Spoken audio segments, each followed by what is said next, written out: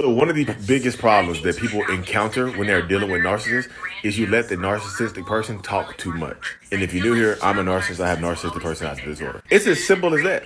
The more you let a narcissist talk, the more they will gaslight you, the more they'll try to manipulate you, and the more that they will lie to you. That's why I tell people a lot of times, like, engaging with a narcissist is the worst thing that you can do because a simple 5 minute conversation, what should be a simple 5 minute conversation, turns into something that's 3, 4, 5 hours long that keeps you up all night. The more they talk, the more that they feel like they're winning. Because one technique that a narcissist uses to win an argument or to win, to convince you that they are right and you are wrong, is just by exhausting you, just by constantly beating you down with words. And you're listening and you're responding here and there, but they're doing most of the talking. And all it takes is a couple of words for you to agree with, and you lose. If you say, well, that is kind of right. Gotcha. You see, I am right. You're wrong. Don't let them talk that much, y'all. I know every situation is different, though.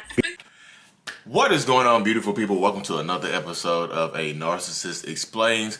I am self-aware, diagnosed narcissist Lee Hammock, and I use my platform on social media to raise awareness for NPD, get more people into therapy, and also validate the victims and survivors of said disorder. This series right here is dedicated to making my TikToks and my YouTube shorts longer. They are 60 seconds or less, and this is going to be a lot longer than 60 seconds. I can guarantee you that.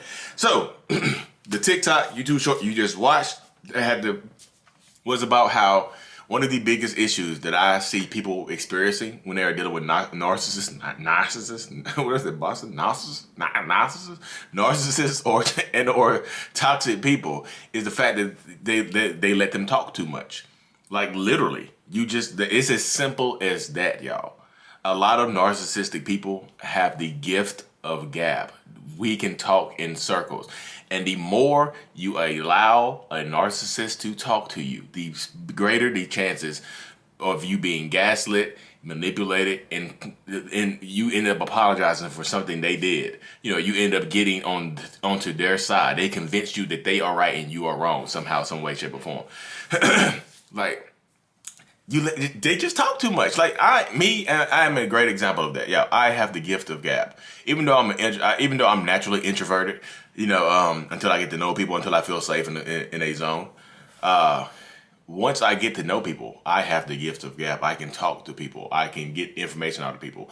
A lot of narcissists are just great at talking and getting out of people what they need from people, like information wise, and or getting people onto their side of things, convincing people, high pressure sell tactics and things like that. So that's pretty much like how a narcissist is in a lot of relationships.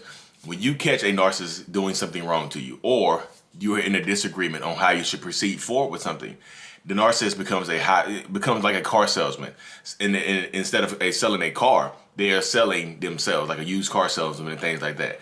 They are not going to take no for an answer, and they're going to just talk you until you buy what they're selling. And typically what they're selling is a lie, is a half-truth. Half-truths are lies. Is a lie, some manipulation, or some gaslighting, or something to just get you onto their side. And you can see, y'all, I have a new ring light. My other ring light, I have retired. The one that broke the stand, the one that broke off the stand. I still have it. But I got another standing ring light, so you can see both my hands. I don't like Ricky Bobby. I don't know what to do with my hands. Yeah, you just let them talk too much, y'all. Because I know people are going to say, well, how do we stop them from talking too much, Lee? Like, you're not giving us any damn answers. You're talking too much. That's true. I'm talking too much, ain't I?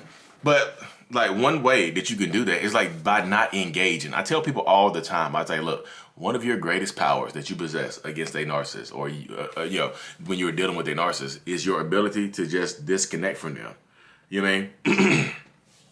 Disconnect and not engage with them. Your ability to not react to a narcissist is like a superpower. It's a superhuman power. I know people feel like the narcissist is always in charge of things, and the narcissist, what the narcissistic person or the toxic person says, whatever they say goes. If you don't react, you win. If they cannot trigger you, they cannot control you. That's just it right there. It's as simple as that right there. If they cannot trigger you, they cannot control you. Point blank, period, end of story, end of all that stuff. Because if you let them talk, like I said, one of the main ways that a narcissist will win an argument with you, even if they're right, even if they're wrong, is by just exhaustion. Sometimes, like, it doesn't even start off as an argument. It can just start off as a simple difference of opinion. And then y'all, instead of a conversation that difference of opinion, which turns into a conversation that should last at tops 10, 15 minutes, ends up lasting hours. 2 or 3 o'clock in the morning, 4 o'clock in the morning. They might wake you up in the middle of the night to finish an argument. I was gonna say cargument. I was thinking about conversation and argument at the same time. I was gonna say cargument. I'm mixing my words up a lot these days. And y'all don't know, I literally took a COVID test this morning, and now I have COVID apparently. And my wife has it, so my daughter probably has it. My son tested positive. Oh my god, yo, COVID household. Yeah, my symptoms are. Of course, my throat is a little scratchy.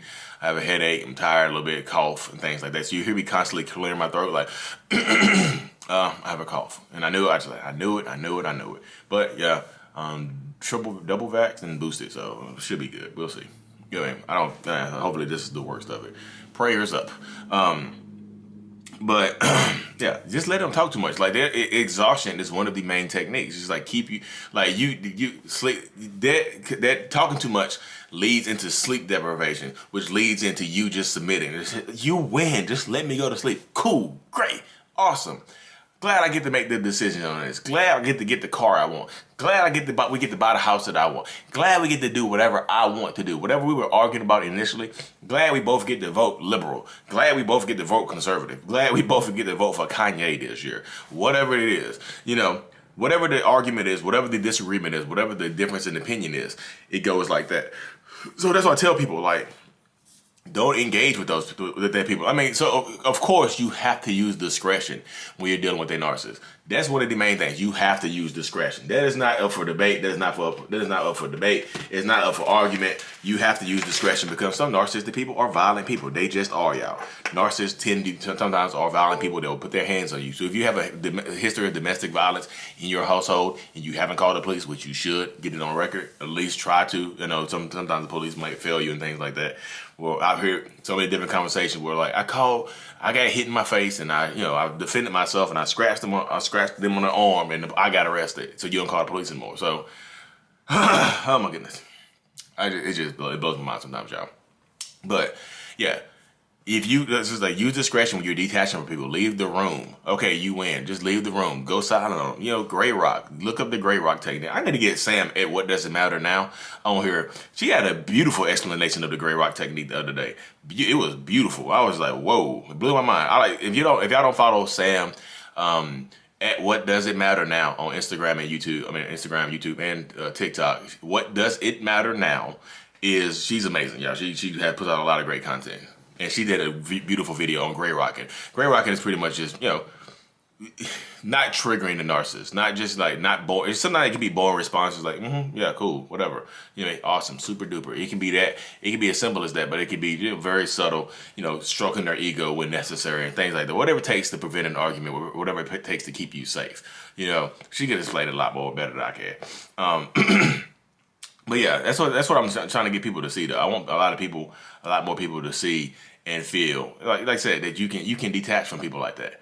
If you don't feel like, a lot of times people, when you get into these long-term relationships with narcissists or short-term relationships with narcissists, like you feel like you lose your voice, so you don't talk anyway, which is another red flag that if your voice is not being heard, do you really want to be in this relationship long-term? Is it healthy for you to be in this relationship long-term? As I say, you have to take your power back and stand in your ability and stand in your truth. And like I said, by not just engaging with them. Like, of course, engage to the point where if it's something that's necessary to talk about, of course, talk about it. Convey your opinion and don't just argue, y'all. Narcissists, they would just beat you down with their words. If not with their physical presence or physicality, they would just beat you down with their words. By gaslighting you, by giving you a nice, healthy serving of word salad. Word salad. And they might, clap some cheeks or whatever to throw you off the point. You look so hot when we argue. Bap, bap, bap, cheeks clapped, argument done. That's another way. They might try to distract you. By in the heat of an argument, they try to sleep with you. You know what I mean? Try to throw the cheeks on you. Here's some cheeks. Take them. Just shut up. No, they'll do that too. So I was like, just don't engage, y'all. I know it's tougher. It takes practice, of course, not to do that. I'm not talking about just when they talking and yelling and stuff like that, you just sitting there like this. Because that might make them madder. Practice what everybody's going to be different, but a lot of narcissists have the same traits, but they're going to react differently. So leaving the room, a lot of people, some people be disassociated when a narcissist is just going off on their little tangents and things like that. People disassociate with your body, kind of like you go to another realm and things like that.